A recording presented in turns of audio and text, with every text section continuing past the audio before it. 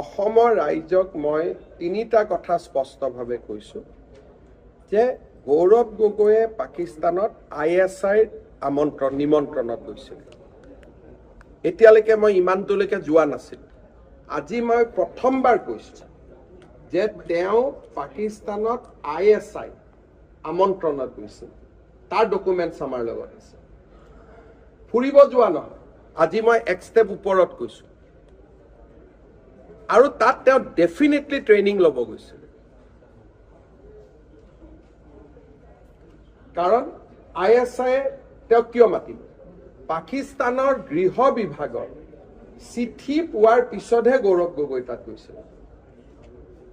আৰু গৃহ বিভাগত মানে কি?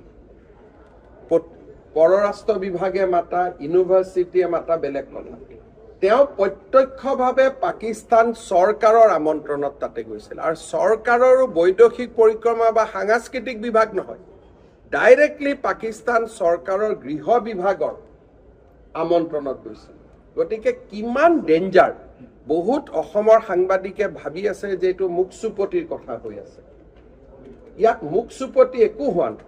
দুই এটা মই কালি দেখিছোঁ, প্ৰাগ টিভি, NK টিভি, কিবা NY টিভি, তেওঁলোকেতো এটা ইছ্যু বনাই। হিমন্ত বিশ্ব শৰ্মাই ক'লে গুচিয়ে গ'ল, মানে ইয়াত ল'ৰা ধেমালিৰ কথাই নাই। It is a very serious matter. আৰু ইয়াৰ পিছত ডাঙৰ একশ্যন হ'ব। এইটোক লৈ ল'ৰা ধেমালি মুখ চুপতি কৰাৰ কোনো মিনিঙে নাই। মই আজিও কৈছোঁ যে 10 ছেপ্টেম্বৰত যেতিয়া আপোনালোকে দেখিব, আপোনালোকো আচৰিত হৈ যাব। আৰু it is a very serious issue.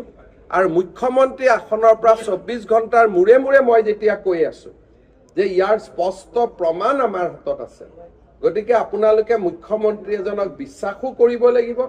আৰু আপোনালোকৰ যি মৰম প্ৰীতি আছে, আপোনালোকে ত্যাগ কৰিবৰ কাৰণেও সাজু হৈ থাকক।